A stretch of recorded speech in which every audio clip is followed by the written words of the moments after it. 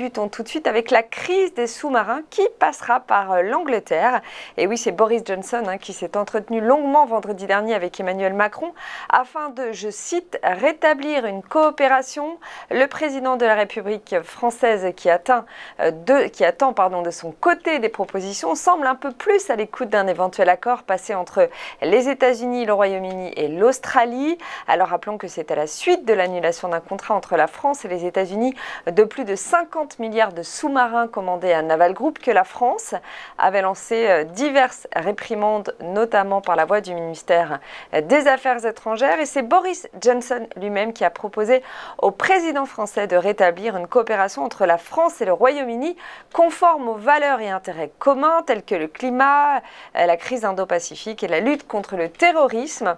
Alors cet entretien entre Emmanuel Macron et Boris Johnson a eu lieu 2 jours après un autre échange, cette fois lui entre Emmanuel Macron et Joe Biden, qui aurait déjà permis de désamorcer la tension entre Paris et Washington et de décider du retour de l'ambassadeur français aux États-Unis.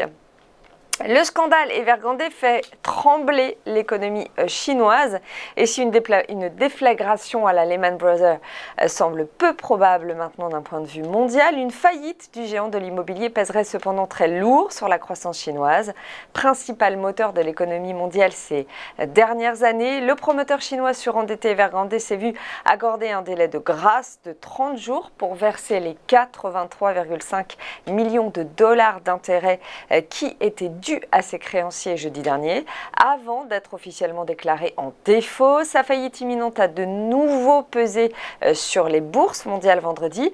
Après une courte accalmie ces derniers jours, le CAC 40 a dégringolé de près de 1%, tiré vers le bas par le secteur du luxe, très exposé à la consommation chinoise. Mais ce début de semaine, il est reparti. Et si ce n'est pas la crainte d'une crise financière qui inquiète les marchés, puisque la majeure partie des 260 milliards d'euros de dette d'Evergrande est détenue par les Chinois, ce sont des investisseurs ou des acheteurs ou des fournisseurs, ce sont plutôt les conséquences sur les interconnexions avec les marchés sous-développés qui sont menacés. On est donc très loin d'un scénario à la Lehman Brothers, dont la faillite avait abouti à une véritable crise financière globale, mais il y a un véritable risque sur les effets d'une chute d'Evergrande sur la croissance chinoise, dommages économiques durables essentiellement donc dans le secteur du bâtiment qui est le socle de l'économie chinoise. Le secteur dans son ensemble pèserait 30% du PIB en 2017 et l'investissement en actifs immobiliers à lui seul 13%, un niveau sans pareil parmi les grandes économies. À l'orée de la crise 2008, l'immobilier représenterait par exemple moins de 20% de l'économie américaine.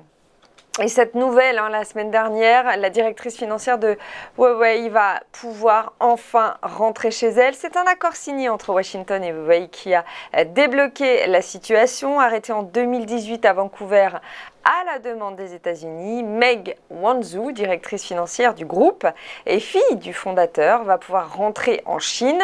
Sa détention en résidence surveillée au Canada pour fraude bancaire a été depuis 3 ans la raison de beaucoup de tensions diplomatiques entre les 3 pays. 3 années de bataille judiciaire pour des poursuites de complot en vue de commettre une fraude bancaire. Une juge du tribunal fédéral de Brooklyn a accepté l'accord passé entre le ministère de la Justice américaine et les avocats de Meg Wanzhou. Alors il faut dire que depuis cette arrestation, la Chine menace régulièrement Ottawa de graves conséquences si sa ressortissante n'est pas libérée. Le 13 décembre 2018, les mesures coercitives prises par Pékin contre 2 Canadiens, un ancien diplomate et un homme d'affaires, ont été considérées comme une sorte de réponse à la détention de la directrice. En juin dernier, les 2 hommes ont été formellement inculpés pour espionnage et divulgation des secrets d'État.